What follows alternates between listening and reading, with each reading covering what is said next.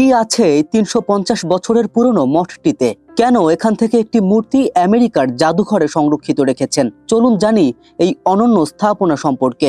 সকল গাছকে ফাঁকি দিয়ে সবার চেয়ে উঁচু হয়ে দাঁড়িয়ে একটি মঠ, যার বয়স অন্তত ৩৫০ বছর। অবাক হচ্ছেন? এমনই বিস্ময়কর, এমনই সুন্দর শরীয়তপুরের সদর উপজেলার রুদ্রকরে অবস্থিত এই মঠ। প্রায় ৩৫০ বছর পূর্বে নির্মিত এই মঠ একসময় হিন্দু ধর্মাবলম্বীদের উপাসনালয় হিসেবে ব্যবহৃত হতো। বাবু নীলমণি চক্রবর্তীর সমাধির ওপর ৩ পুত্র বাবু বাণীলাল চক্রবর্তী, বাবু ক্ষিতিলাল চক্রবর্তী এবং বাবু বসন্তলাল চক্রবর্তী রুদ্রকর মঠটি নির্মাণ করেন। এটি প্রাথমিক পর্যায়ে কালী মন্দির হিসেবে ব্যবহৃত হতো। পালং থানা রাজমিস্ত্রি তিলক ভূঁইয়া ও গুরুচরণ ভূঁইয়া দীর্ঘদিন ধরে এটি নির্মাণের কাজ করেন। ১৮৯৮ সালে রাসমণি দেবীর পুত্র গুরুচরণ চক্রবর্তী মঠটি পুনর্নির্মাণ করেন। ১৯৭৫ সালে এই বংশের সর্বশেষ পুরুষ হীরালাল চক্রবর্তীর পুত্র প্রথমলাল চক্রবর্তী ভারতে বসবাসের উদ্দেশ্যে দেশ ত্যাগ করার পূর্বে মঠটির কালী মন্দিরে জাঁকজমকভাবেই কালী পূজা উদযাপিত হতো। এখানে ব্যবহৃত পাথরের তৈরি কালী মূর্তি আমেরিকার জাদুঘরে সংরক্ষিত আছে বলে জানা যায়।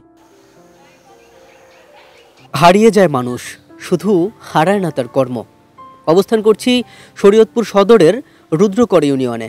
আমার পেছনে একটা পুকুর, আর তার পেছনেই সগৌরবে দাঁড়িয়ে আছে ৩৫০ বছরের পুরনো এক ইতিহাস। কিভাবে এবং কারা নির্মাণ করলো এই অনন্য সুন্দর মঠ, জানিয়ে দিব, সেটাই দেখতে থাকুন। মঠ এটা যেমন হিন্দুরা পূজা করতো, হিন্দু তারপর ৭১ সময় এটা যেমন বাবুর এটা কোনো ক্ষয়ক্ষতি হয় নাই, এইভাবেই রয়েছে। আমরা প্রমত্ত বাবুর আমলে দেখছি। এটা উঠেছিল তার নাম আছে নীল চোখের তৈরি, এটা উঠে গেছে শুনছি, আমরা তো তার দেখিনি। এটা প্রায় ৩০০ বছর আগে। হ্যাঁ, অনেক লোক আহে এটা দেখতে, অনেক লোক আহে যায়। তারপরে এখন তো বাঙ্গা ছুটে গেছে, যা ফাটিয়ে গেছে, যা অনেকটা কোন সময় বাঙ্গা পড়ে এমন কোনো ঠিক নেই। এই জানি, ওই আমার শ্বশুর শাশুড়ি কইছে যে এইটা কত বছর বয়স হয়েছে, আর কেউ যাইছে সেটাও আমরা কইতে পারি না। আচ্ছা, হেয়ারই কইতে পারি নাই। তার সেটা অনেক কিছু আসছিল, যেমন আমরা দেখি নাই। আমরা গন্ডগোলের বছর শুনছি যে লুটপাট করে দইয়া গেছে। শুনছি শুনছি যে কালি আসিল, এমন একটা পাড়া আসিল বলে, এই পাড়ার ঠান্ডা অন্তরে আছে হেয়া বলে দইয়া গেছে লুট করে। সেই সময় আমরা যেমন ওই রাস্তা পারে বউ মানুষ না, আমরা এই সময় আইসি।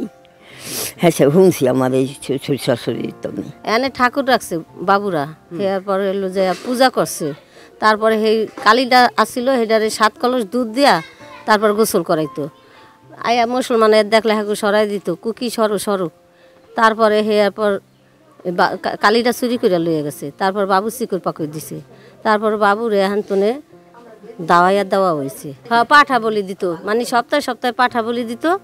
এখানে ৭ মণ চাউলের ভাত তৈরি করতো। এখানে একটা পাকের গাছ ছিল। হ্যাঁ, সে হারায় খাইতো।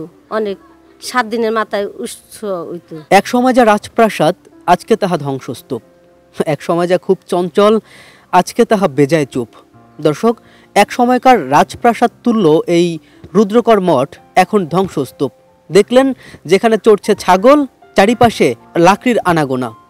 এমনটাই হয়, এক সময় যা খুব যত্নে থাকে, একটা সময় তারও বিদায় নিতে হয় বা ধ্বংসস্তূপে পরিণত হতে হয়।